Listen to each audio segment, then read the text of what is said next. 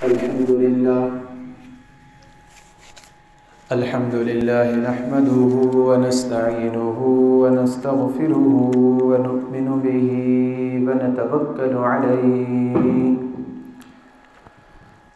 ونعوذ بالله من شرور أنفسنا ومن سيئات أعمالنا من يهده الله فلا مضل له ومن يضلله فلا هادي له ونشهد أن لا إله إلا الله وحده لا شريك له ونشهد أن سيدنا ومولانا محمدا عبده ورسوله أما بعد أعوذ بالله من الشيطان الرجيم بسم الله الرحمن الرحيم يا أهل الكتاب لا تغلوا في دينكم ولا تقولوا على الله إلا الحق إنما المسيح عيسى بن مريم رسول الله وكلمته ألقاها إلى مريم وروح منه فآمنوا بالله ورسله ولا تقولوا ثلاثة انتهوا خيرا لكم إنما الله إله واحد سبحانه أن يكون له ولد وقال تبارك وتعالى في مقام آخر لقد كفر الذين قالوا إن الله ثالث ثلاثة صدق الله العظيم وبلغنا رسوله النبي الأمي الكريم ونحن على ذلك لمن الشاهدين والشاكرين الحمد لله رب العالمين يا رب صل وسلم دائما أبدا على حبيبك خير الخلق كلهم هو الحبيب الذي ترجى شفاعته لكل هول من الأهوال مقتحم درود شریف اللهم صل على محمد وعلى آل محمد كما صليت على إبراهيم وعلى آل إبراهيم إنك حميد مجيد اللهم بارك على محمد وعلى آل محمد كما باركت على إبراهيم وعلى آل إبراهيم إنك حميد مجيد اللہ تبارک و تعالی نے انسانوں اور جنات کو اپنی عبادت کے لیے بنایا ہے۔ اللہ پاک قرآن پاک میں فرماتے ہیں وَمَا خَلَقْتُ الْجِنَّ وَالْإِنسَ إِلَّا لِيَعْبُدُونَ کہ میں نے جنات اور انسانوں کو صرف اپنی عبادت کے لیے پیدا کیا ہے، اور لوگوں کو اللہ کی عبادت کی طرف بلانے کے لیے اللہ تبارک و تعالی نے اپنے برگزیدہ بندوں کو چنا جن کو انبیاء کرام کہا جاتا ہے۔ انبیاء کرام کا کام یہ تھا کہ لوگوں کو غیر اللہ سے ہٹا کر ایک اللہ کی طرف لے کر آتے تھے۔ حضرت آدم علیہ السلام سے لے کر رسول اللہ صلی اللہ علیہ وسلم تک تقریباً 1,24,000 کم و بیش انبیاء کرام تشریف لائے، اور ان سب کی دعوت یہی تھی کہ لا الہ الا اللہ پڑھ لو، یعنی اللہ کے علاوہ کسی کو سجدہ نہ کرو، اللہ کے علاوہ کسی کی عبادت نہ کرو، اللہ کے علاوہ کسی کے سامنے نہ جھکو، یہ ہماری ساری عبادتیں ریاضتیں ساری کی ساری اللہ کے لیے ہونی چاہیے۔ تمام انبیاء کرام پر ایمان لانا ہم تمام مسلمانوں کے لیے ضروری ہے۔ ہم جب ایمان لاتے ہیں تو ہم کہتے ہیں آمنت باللہ وملائکتہ وکتبہ ورسلہ کہ میں ایمان لایا اللہ پر، اللہ کے فرشتوں پر، اس کی کتابوں پر اور اس کے رسولوں پر۔ تمام انبیاء کرام آدم علیہ السلام سے لے کر رسول اللہ صلی اللہ علیہ وسلم تک سب پر ایمان لانا تمام مسلمانوں کے لیے ضروری ہے، اور سب کے بارے میں یہ عقیدہ رکھنا کہ اپنے دور کے لحاظ سے وہ جتنے بھی افراد تھے ان میں سب افراد سے وہ بہتر تھے، سب افراد سے کردار کے لحاظ سے، اپنے لوگوں کے لحاظ سے، علم کے لحاظ سے سب سے بہتر جو بندہ ہوتا ہے اس کو اللہ تبارک و تعالی نبی بنا کر بھیجتا ہے۔ تو تمام انبیاء کے بارے میں یہ عقیدہ رکھنا ہمارے لیے ضروری ہے۔ انبیاء اکرام کی تعلیمات کیا تھی کہ لوگوں کو اللہ کے غیر سے ہٹا کر اللہ کی طرف لے کر آنا، جو لوگ گمراہ ہو چکے تھے ان کو سیدھی راہ کے اوپر لگانا۔ تمام انبیاء کرام نے اپنا کام بخوبی انجام دیا۔ انہی میں سے، تمام انبیاء میں سے ایک جلیل القدر پیغمبر رسول اللہ صلی اللہ علیہ وسلم سے پہلے جو پیغمبر تشریف لائے، ان کا نام نامی اسم گرامی سیدنا حضرت عیسیٰ علیہ الصلاۃ والتسلیمات ہے۔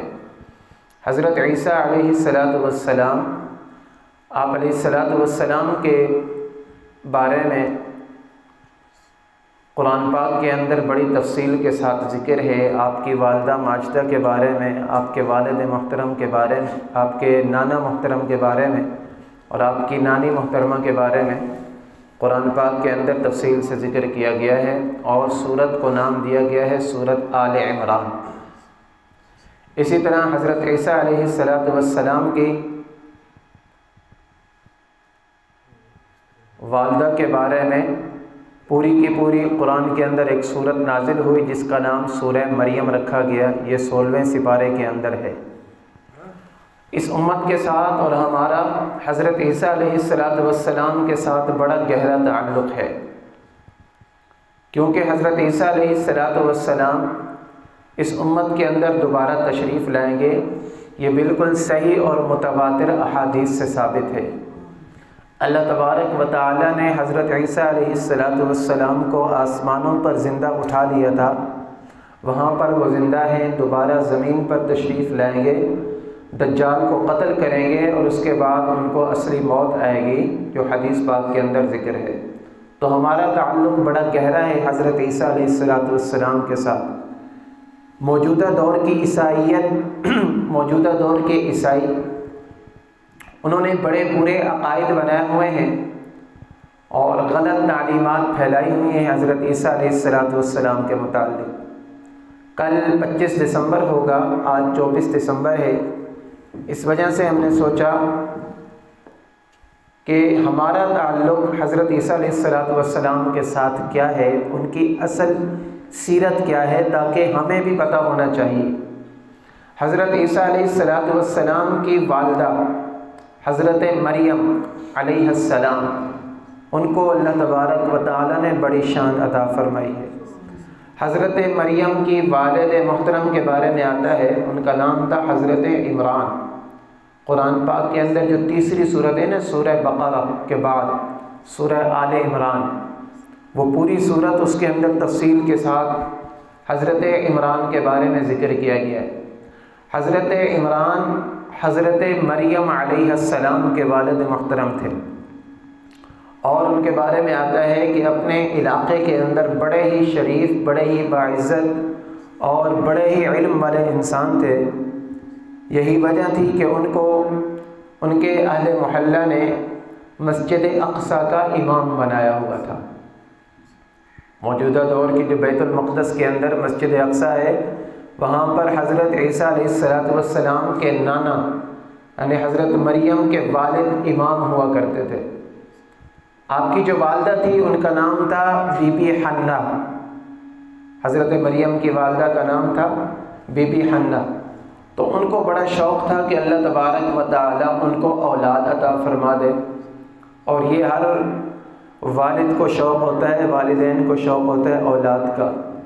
انہوں نے نظر مانی کہ یا اللہ تو مجھے اولاد دے دے، اگر میرا بیٹا ہوا تو میں اپنے بیٹے کو تیری راہ کے اندر وقف کر دوں گی، میں اپنے بیٹے کو تیری راہ کے اندر وقف کر دوں گی۔ اللہ تبارک و تعالی نے ان کی دعا سنی، اور جب وہ بچہ پیدا ہوا تو وہ بچی تھی حضرت مریم، فلما وضعتها قالت رب انی وضعتها انثى۔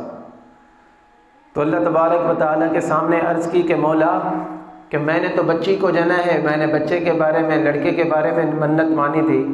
تو اللہ تبارک و تعالیٰ نے فرمایا کہ کوئی بات نہیں، وَإِنِّي سَمَّيْتُهَا مَرْيَمَ وَإِنِّي أُعِيذُهَا بِكَ وَذُرِّيَّتَهَا مِنَ الشَّيْطَانِ الرَّجِيمِ فَتَقَبَّلَهَا رَبُّهَا بِقَبُولٍ حَسَنٍ وَأَنبَتَهَا نَبَاتًا حَسَنًا وَكَفَّلَهَا زَكَرِيَّا۔ اللہ تبارک و تعالیٰ نے حضرت مریم کی والدہ کی جو دعا تھی ان کو قبول کر لیا اور ان کو مسجد اقصیٰ کے خادمہ کے طور پر قبول کر لیا۔ اب جب حضرت مریم کی کفالت کی باری آئی کہ ان کی کفالت کون کرے گا، اس زمانے کے اندر رواج ہوتا تھا کہ بچوں کو وقف کر دیا تھا، مسجد کے ساتھ کر دیا جاتا تھا، یعنی وہ مسجد کے ساتھ ہی رہتے تھے، وہیں پر عبادت کیا کرتے تھے، ان کا کوئی اور کام نہیں ہوتا تھا۔ تو بہت سارے حضرات تھے، وہ کہنے لگے یہ بڑی نیک بچی ہے کہ جن کو ان کی والدہ محترمہ نے اللہ کے گھر کے لیے وقف کر دیا، ان کے والد محترم مسجد اقصیٰ کے امام ہیں۔ تو بہت سارے لوگ آ گئے جو متمنی تھے کہ حضرت مریم کی وہ کفالت کریں گے۔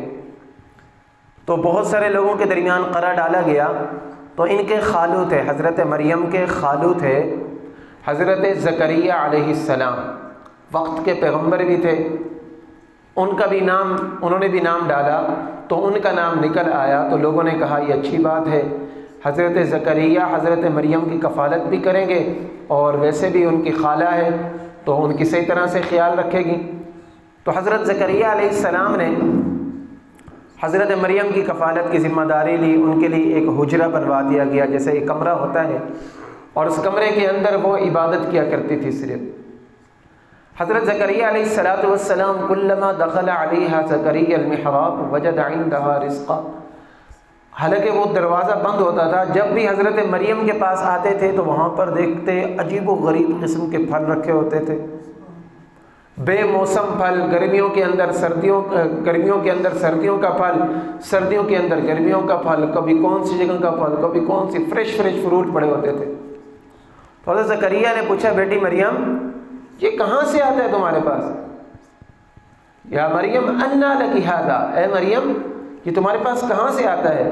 تو کہنے لگی قالت ہوا من عند اللہ، یہ تو میرا اللہ مجھے دیتا ہے، اور اللہ دروازوں کا محتاج نہیں ہے، اللہ نوکروں کا محتاج نہیں ہے، اللہ موسموں کا محتاج نہیں ہے، اللہ درختوں کا محتاج نہیں ہے، اللہ موسم کا محتاج نہیں ہے، اللہ جب چاہے دے سکتا ہے۔ اس کے اوپر مجھے واقعہ یاد آیا، رسول اللہ صلی اللہ علیہ وسلم نے ایک مرتبہ حضرت علی رضی اللہ تعالیٰ عنہ کو بھیجا، علی یہ سامنے کھجور ہے، سردیوں کا موسم، اب جو موسم چل رہا ہے دسمبر کا، سردیوں کا موسم، علی یہ کھجور ہے اور اس کھجور کو جا کر بولو کہ اللہ کے نبی کہتے ہیں کھجور دے دو، اللہ کے نبی کہہ رہے ہیں کھجور دے دو۔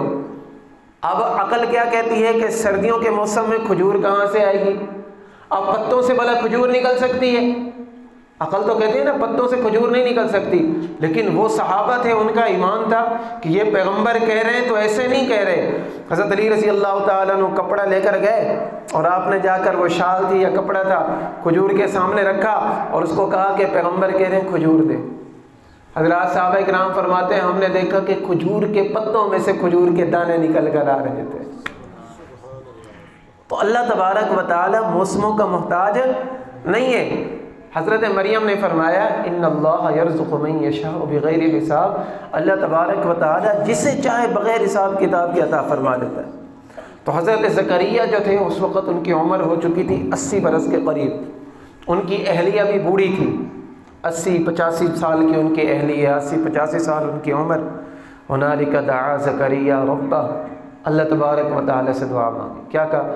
رب هب لی من لدنک ذریۃ طیبہ، اے پروردگار عالم جو مریم کو بے موسم پھل عطا فرما دیتا ہے، مجھے اس عمر کے اندر اولاد عطا فرما دے۔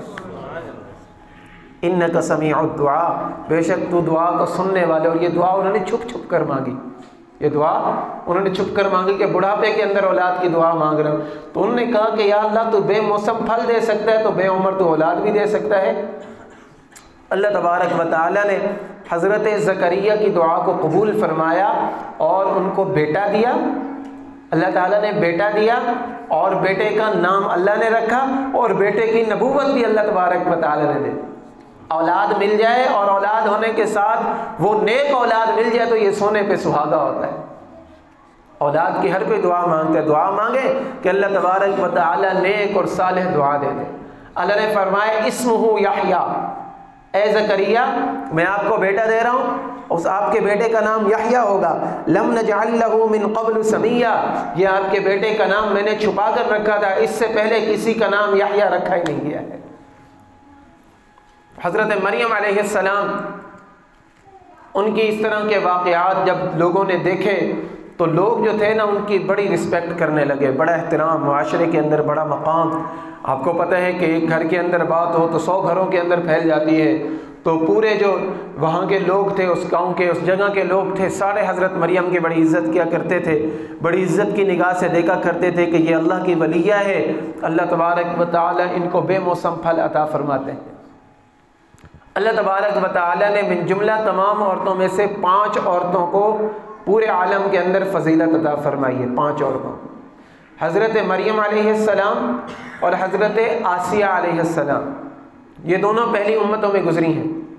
اس وقت کے لحاظ سے ان کو سب عورتوں میں سب سے زیادہ فضیلت حاصل تھی، اور قیامت تک جتنی عورتیں آئیں گی ان میں 5 عورتوں کو فضیلت حاصل ہے۔ 2 یہ ہو گئی، 3 حضرت خدیجہ رضی اللہ تعالیٰ عنہ، حضرت عائشہ رضی اللہ تعالیٰ عنہ اور حضرت فاطمہ رضی اللہ تعالیٰ عنہ۔ یہ 5 عورتیں جنت کے اندر بھی ان کا اعلیٰ مقام ہوگا۔ حضرت فاطمہ کے بارے میں تو اللہ کے نبی نے فرمایا فاطمہ سیدۃ نساء اہل الجنہ، فاطمہ میری بیٹی تو جنتی عورتوں کی سردار ہے، اللہ تبارک و تعالیٰ نے تجھے جنتی عورتوں کا سردار بنا دیا ہے۔ تو حضرت مریم جب بڑی ہو گئی، بلوغت کی عمر کو پہنچی، قرآن پاک کے اندر واقعات ہے، وَاذْكُرْ فِي الْكِتَابِ مریم اِذِ انْتَبَذَتْ مِنْ أَهْلِهَا مَكَانًا شَرْقِيًّا، ایک کونے کے اندر گئی، فَاتَّخَذَتْ مِنْ دُونِهِمْ حِجَابًا، درمیان میں انہوں نے کپڑا لٹکایا، فَأَرْسَلْنَا إِلَيْهَا رُوحَنَا فَتَمَثَّلَ لَهَا بَشَرًا سَوِيًّا، وہاں پر اللہ تبارک و تعالی نے جبریل امین کو بھیجا جو انسان کی شکل میں گئے۔ حضرت مریم نے جو دیکھا، قالت انی اعوذ بالرحمن ان کنت تقیّا، کہ میں اللہ تبارک و تعالی سے پناہ مانگتی ہوں اگر آپ اللہ کو جاننے والے ہو، اللہ کو ماننے والے ہو۔ حضرت جبریل نے فرمایا قال انما انا رسول ربک، میں تیرے پروردگار کا قاصد بن کے آیا ہوں، لأہب لک غلاما زکیا، تاکہ میں تجھے ایک پاک بچہ عطا کروں، ایک پاک بچہ دوں۔ قالت انا یکون لی ولد ولم یمسسنی بشر ولم اک بغیا، کہنے لگی کہ میرا بیٹا کہاں سے ہوگا، جو ظاہری وجوہات ہیں، میری شادی اب تک نہیں ہوئی ہے، میں بد کردار نہیں ہوں، تو میرا بیٹا کہاں سے ہوگا؟ قال كذلك، اس نے کہا ایسے ہی ہوگا۔ قال ربك هو علي هين ولنجعله آية للناس ورحمة منا، تیرا پروردگار تیری نشانی اور تیری عزت لوگوں کے اندر بڑھانا چاہتا ہے، ایک نشانی اللہ بھیجنا چاہتا ہے۔ وكان امرا مقضيا، یہ فیصلہ ہو چکا ہے۔ فحملته فانتبذت به مكانا قصيا، پھر اللہ کے حکم سے حضرت جبریل امین نے ایسے پھونک ماری اور وہ حمل سے ہو گئی، ایک مکان کے اندر چلی گئی۔ فأجاءها المخاض إلى جذع النخلة، ایک درخت کی چھاؤں کے اندر آئی اور آ کر کہنے لگی یا لیتنی مت قبل هذا وكنت نسيا منسيا، اے کاش میں یہ دن دیکھنے سے پہلے مر جاتی اور میرا نام تک نہ ہوتا، میں بھول بھلیاں بن جاتی۔ نسیہ منسیہ کہا جاتا ہے کہ جس کی پیدائش بھی کسی کو یاد نہ ہو اور جس کی موت بھی کسی کو یاد نہ ہو۔ تو یہ قرآن بتا رہے شریف لڑکیاں ان کی نشانی یہی ہوتی ہے کہ جب کبھی ان سے ایسا کوئی گناہ ہو جاتا ہے تو کہتی ہیں کہ کاش یہ گناہ کرنے سے پہلے مجھے موت آ جاتی۔ اللہ نے فرمایا فناداها من تحتها الا تحزنی، اللہ نے ندا دی کہ اے میری بندی لا تحزنی، خاموش، پریشان نہیں ہونا، غمگین نہیں ہونا، قد جعل ربک تحتک سریا وہزی الیک بجذع النخلہ، تمہیں چاہیے کہ تم جاؤ یہ کھجور کے تنے کے پیچھے چلے جاؤ اور وہاں پر جا کر کھجور کھاؤ اور وہاں پر جا کر تازے چشمے سے پانی پیو اور بچہ تمہارا ہو جائے گا۔ فأتت به قومها تحمله، پھر وہ قوم کے اندر آئی، حضرت عیسیٰ علیہ السلام کو اٹھایا ہوا ہے، کہنے لگی یا مریم لقد جئت شیئا فریا، اے مریم تو کیا طوفان لے کر آ گئی ہے، یہ کیا لے کر آ گئی؟ تیری شادی نہیں ہوئی تھی اور تو بچہ لے کر آ گئی۔ یا اخت ہارون ما کان ابوک امرأ سوء وما کانت امک بغیہ، اے ہارون کی بہن، ان کے بھائی کا نام حضرت ہارون تھا، اے ہارون کی بہن تیرا بھائی بھی ایسا نہیں تھا، تیرا بھائی بڑا نیک تھا، تیری والدہ بھی بڑی نیک تھی، تیرا والد بھی بڑا نیک تھا، ان میں سے تو کوئی برا نہیں تھا، یہ تو کیا کر کے آ گئی ہے؟ یہ تو کیا کر کے آ گئی ہے؟ علماء اکرام نے لکھا ہے کہ جب کبھی کسی بچی سے کوئی اس طرح کا غلط کام ہوتا ہے، معاشرے کے اندر کوئی کام ایسا ہوتا ہے اس طرح، تو سب سے پہلے جو نگاہ اٹھتی ہے لوگوں کی وہ اس کے بھائی کی طرف اٹھتی ہے۔ کماری لڑکی سے اگر کوئی گناہ ہوتا ہے تو سب سے پہلی نگاہ کس کے اوپر اٹھتی ہے؟ بھائی کے اوپر اٹھتی ہے، اس کے والد کے اوپر اٹھتی ہے۔ اس لیے کہا کہ یہ تربیت کی ذمہ داری والد کی اور بھائی کی اور والدہ کی ہے۔ وما کانت امک بغیہ، تیری ماں تو ایسے نہیں تھی۔ اب حضرت مریم جو تھی انہوں نے کہا کہ یا اللہ میں ان لوگوں کو کیا جواب دوں؟ اللہ تبارک و تعالی نے فرمایا مریم تو خاموش ہو جا، میں عیسیٰ علیہ السلام کو زبان دیتا ہوں۔ اب عیسیٰ علیہ السلام ماں کا دودھ پی رہے ہیں، انہوں نے ماں کا دودھ چھوڑا، اور عیسیٰ علیہ السلام نے جو ماں کی گود کے اندر گفتگو کی ہے نا، وہ قرآن کہتا ہے قال انی عبد اللہ، کہنے لگے کہ میں اللہ کا بندہ ہوں، میں اللہ کا بندہ ہوں۔ آتانی الکتاب وجعلنی نبیا، مجھے کتاب دی گئی اور مجھے نبی بنا دیا گیا۔ وجعلنی مبارکا اینما کنت، جہاں پر میں جاؤں گا اس جگہ کو بابرکت بنا دیا گیا ہے۔ وأوصانی بالصلاة والزکاة ما دمت حیا، اور میں جب تک زندہ رہوں گا نماز کا اور زکوٰۃ کا حکم دیتا رہوں گا۔ وبرا بوالدتی، میری والدہ بڑی نیک باز ہے۔ ولم یجعلنی جبارا شقیا، مجھے سخت گیر نہیں بنایا گیا۔ والسلام علی یوم ولدت ویوم اموت ویوم ابعث حیا، اور سلامتی ہے اس دن پر جس دن میں پیدا ہوا، جس دن مجھے اٹھایا جائے گا آسمانوں کے اوپر، اور جس دن دوبارہ مجھے زندہ کیا جائے گا، جس دن دوبارہ مجھے زندہ کیا جائے گا۔ یہ حضرت عیسیٰ علیہ السلام نے اپنی ماں کی گود کے اندر جو گفتگو فرمائی ہے، اللہ تبارک و تعالی نے قرآن پاک کے اندر تفصیل کے ساتھ حضرت عیسیٰ علیہ السلام کا واقعہ بیان کیا ہے۔ اب عیسائی جو ہے، موجودہ دور کے عیسائی، وہ حضرت عیسیٰ علیہ السلام کو معبود مانتے ہیں، عبادت کرتے ہیں ان کی، حالانکہ پیغمبر جو ہوتا ہے، پیغمبر کا کام یہ ہوتا ہے وہ لوگوں کو اللہ کے غیر سے ہٹا کر اللہ کی طرف بلاتے ہیں۔ اللہ تبارک و تعالی قرآن کے پاک کے اندر، قرآن پاک کے اندر آتا ہے قیامت کے اندر اللہ تعالیٰ عیسیٰ علیہ السلام سے پوچھیں گے قال اللہ یا عیسیٰ ابن مریم اانت قلت للناس اتخذونی وامی الہین من دون اللہ، اللہ تعالیٰ فرماتے ہیں قیامت کے دن میں عیسیٰ علیہ السلام سے پوچھوں گا اے عیسیٰ کیا آپ نے لوگوں سے کہا تھا کہ میری عبادت کرو یا میری ماں کی عبادت کرو؟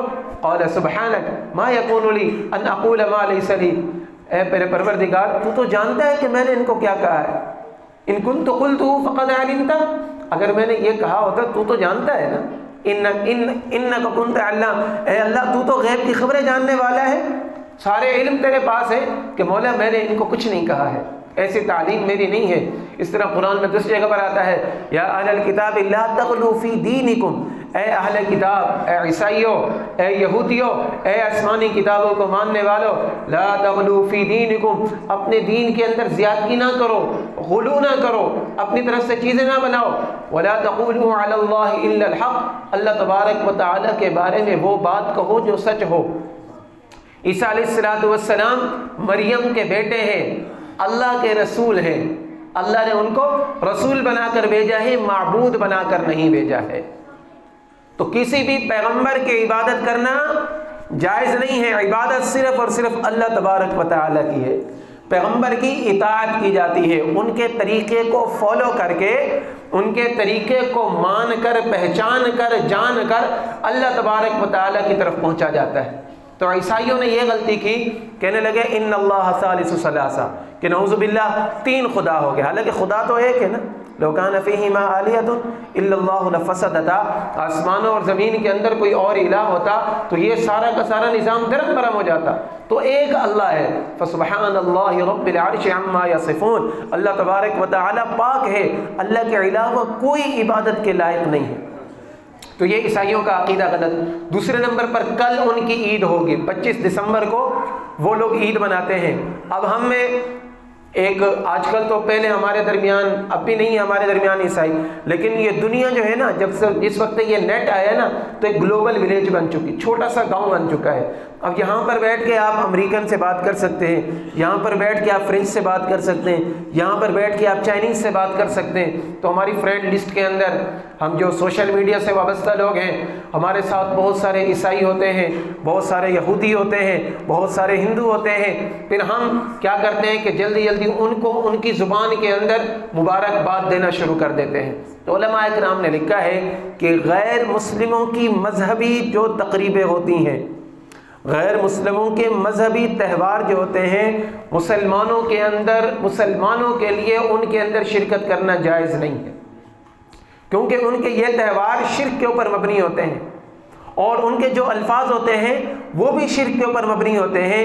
اس لیے مسلمانوں کو کسی طرح بھی اجازت نہیں ہے کہ وہ غیر مسلموں کی تقریبوں کے اندر شرکت کریں، یا ان کے ساتھ خوشی کا اظہار کریں، یا ان کے ساتھ مل کر ان کو کہیں کہ ہم بھی آپ کے ساتھ برابر کے کھڑے ہوئے۔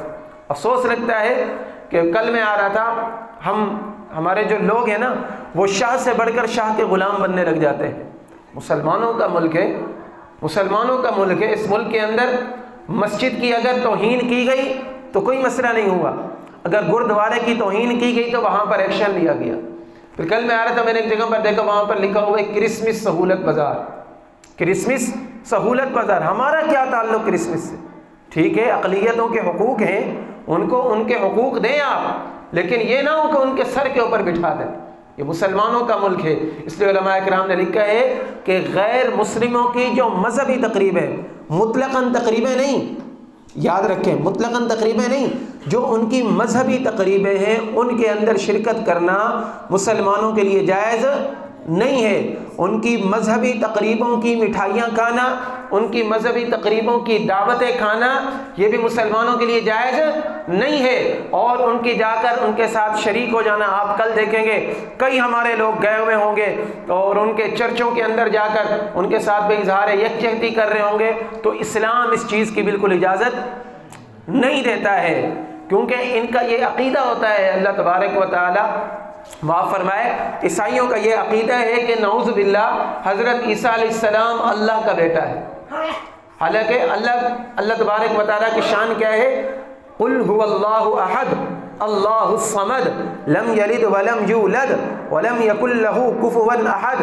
اللہ ایک ہے، اللہ یکتا ہے، اللہ بے نیاز ہے، نہ اس نے کسی کو جنا، نہ اس سے کوئی جنا گیا، اور کوئی اس کا ہمسر نہیں ہے، اس کا کوئی خاندان، کوئی کنبہ، کوئی قبیلہ، کوئی رشتہ دار نہیں ہے۔ اللہ اللہ ہے، اللہ اللہ ہے، اس لیے ہم کہتے ہیں اللہ احد، اللہ ایک ہے۔ تو اللہ کی ذات کے اندر، اللہ کی صفات کے اندر کسی کو شریک نہیں کرنا ہے۔ ان الشرک لظلم عظیم، شرک تو بہت بڑا ظلم ہے، اور خود عیسائی جو حضرات ہیں، خود ان کے اندر اتنا اختلاف ہے، ان کو پتہ ہی نہیں ہے کہ عیسیٰ علیہ السلام کون سے دن پیدا ہوئے۔ 2-3 منٹ اوپر ہو رہے ہیں، آخری بات ختم کرتا ہوں میں۔ قرآن پاک کے اندر آتا ہے کہ جب عیسیٰ علیہ السلام پیدا ہوئے نا، تو کیا تھا؟ اللہ تبارک و تعالیٰ نے حضرت مریم سے کہا کہ آپ چھاؤں کے اندر جائیں، آپ درخت کی اوڑ میں چھاؤں کے اندر جائیں۔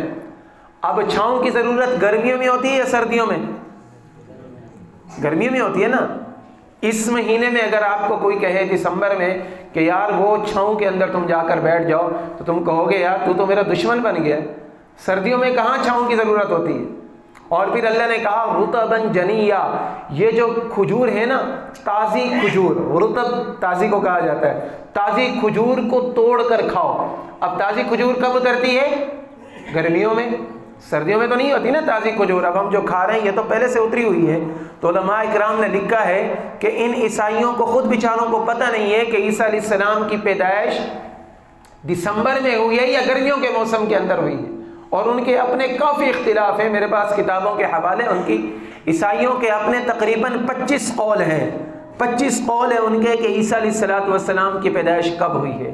تو جب ان کی آپس میں نہیں بنتی تو ہمارا کیا حق بنتا ہے کہ ہم ان کی مذہبی تقریبوں کے اندر شرکت کریں یا ان کو اپریشیٹ کریں یا ان کو مبارکباد دیں. ہم کسی طرح سے ان کے ساتھ اظہار یکجہتی نہیں کر سکتے. اللہ رب العزت سے دعا ہے اللہ تبارک و تعالی پورے کے پورے اسلام پر عمل کرنے کی توفیق عطا فرمائے. وآخر دعوانا ان الحمد للہ رب العالمین.